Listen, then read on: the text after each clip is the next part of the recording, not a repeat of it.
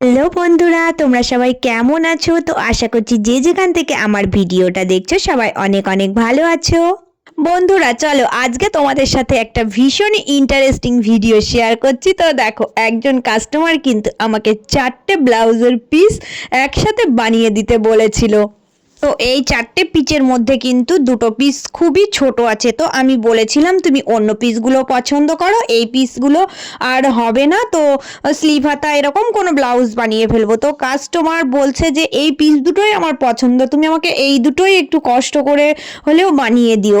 এবার কি করব বলো, কাস্টমার কিন্তু লক্ষ্মী। তো চলো আমি তোমাদের আজ এই টেকনিকটাই দেখাবো যে একদম ছোট পিচেও কিন্তু বুদ্ধি করে কাটলে একটা ব্লাউজ খুব সুন্দরভাবে তৈরি হয়ে যাবে। এই পিসটা আমি নিয়ে নিয়েছি। তো এই পিসটা দেখো, এবার কাটিংটা আমি করব। তো এই যে ফরমারগুলো আমি বসিয়ে দেখে নিচ্ছি, আগে আগে সেটিং করে নিচ্ছি কোন দিকে কোনটা বসালে সুবিধা হয়, ঠিকঠাক কাটতে পারবো। তো দেখো এই যে যেখানে যেটা সেট হচ্ছে আমি ঠিক সেখানে সেটা সেট করে নিচ্ছি। তো এইভাবে আমি সুন্দর করে সেট করে নিচ্ছি। তো এই পিসটা আমার মোটামুটি চলে আসছে। এটা অতটাও সমস্যা হচ্ছে না, ঠিক এরকম করে সাজিয়ে কাটলেই কিন্তু হয়ে যাবে। তো আমি সাজিয়ে পুরো দাগ টেনে নিচ্ছি। এবার দেখো আমি কিন্তু এই দাগে দাগে প্রত্যেকটা ফরমারের কেটে নিচ্ছি। তো কেটে নেওয়ার পরে দেখো আমি একটা বাই একটা কাটছি। তো এটা কাটিং করার পরে তোমাদের আরও একটা কাটিং করে দেখাবো। ওই পিসটা অনেক ছোট, এটার থেকেও বেশি ছোট। তো ওটাও আমি একটু বুদ্ধি খাটিয়ে কিভাবে কাটিং করব সেটাও তোমাদেরকে দেখাচ্ছি। তো এই সাইডটা থেকে আমি হাতাটা বার করব, এই জন্য এই সাইডটা ফাঁকা রেখেছিলাম। তো এই সাইডটা আমি দেখো হাতার জন্য কাপড়টা রেখে ভাঁজ করে দিয়ে আমি হাতার ফরমারটা যেভাবে বসাই, তো ওইভাবে বসিয়ে বলেছিল আমাকে ছোট হাতা করে দিতে। আবার আমাকে এটাও বলেছিল যে যতটুকু হাতা হয় তুমি ততটুকুই করে দেবে, বাট এই পিসটা আমার খুবই পছন্দ। তো চলো কোনো ব্যাপার নাই, আমি সেম এইভাবেই আমার বুদ্ধি দিয়ে আমি কিন্তু কেটে নিচ্ছি। দেখো এই যে এই এক টুকরো কিন্তু বাকি রয়ে গেছে। তো এই ফরম্যাটটা এবার আমাকে যে কোনো একটা জায়গায় বসিয়ে কাটতে হবে। তো হাতাটা কাটিংয়ের পর এই টুকরো সিটটা পড়েছিল, তো এখান থেকে এই কাটিংটাও করে নিলাম। এবার দেখো বাকি যে টুকরোগুলো ছিল তো সেখান থেকে আমি মাপ করে লম্বায় ফিতের জন্য কেটে নিলাম। তো আমার সমস্ত কিন্তু ব্লাউজের কাটিংটা এখানে হয়ে গেল। তো এইবার কিন্তু আমি সুন্দরভাবে বানিয়ে নিতে পারবো। তো বন্ধুরা এই যে এই পিসটা আমার পুরো কাটিং হয়ে গেছে। এইবার দেখো তোমাদের সাথে আমি এই পিসটা কাটিং করে দেখাবো। তো তোমাদের দেখে দেখো কি মনে হচ্ছে এই পিসটা কতটুকু হবে।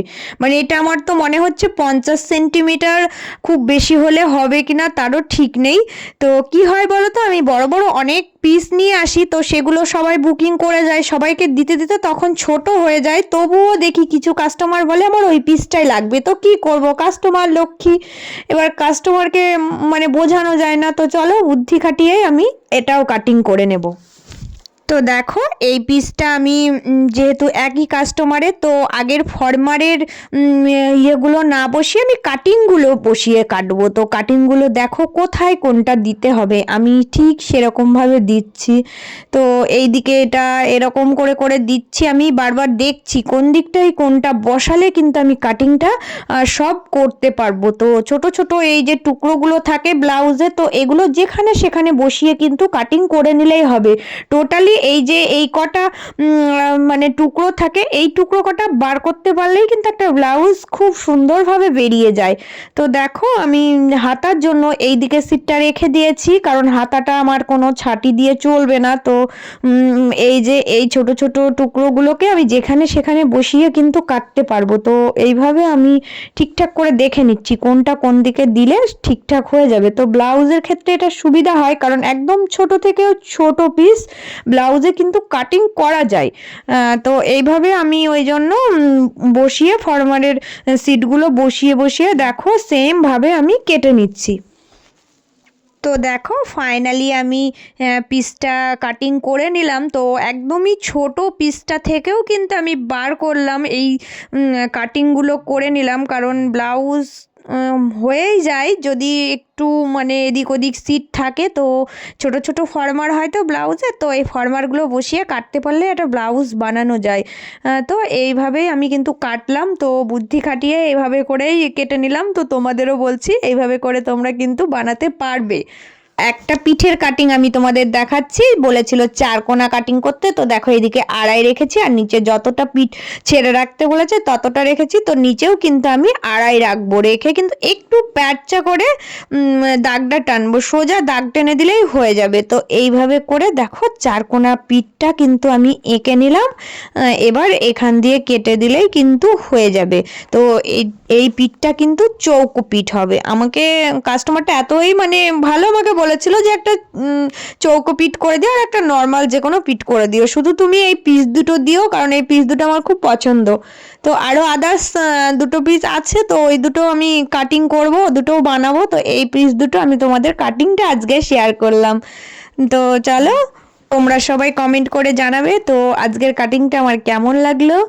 তো তোমরা সবাই অনেক অনেক ভালো থেকো, আর যারা নতুন বন্ধু প্লিজ সবাই আমার চ্যানেলটা সাবস্ক্রাইব করে দিয়ে পাশে থেকো।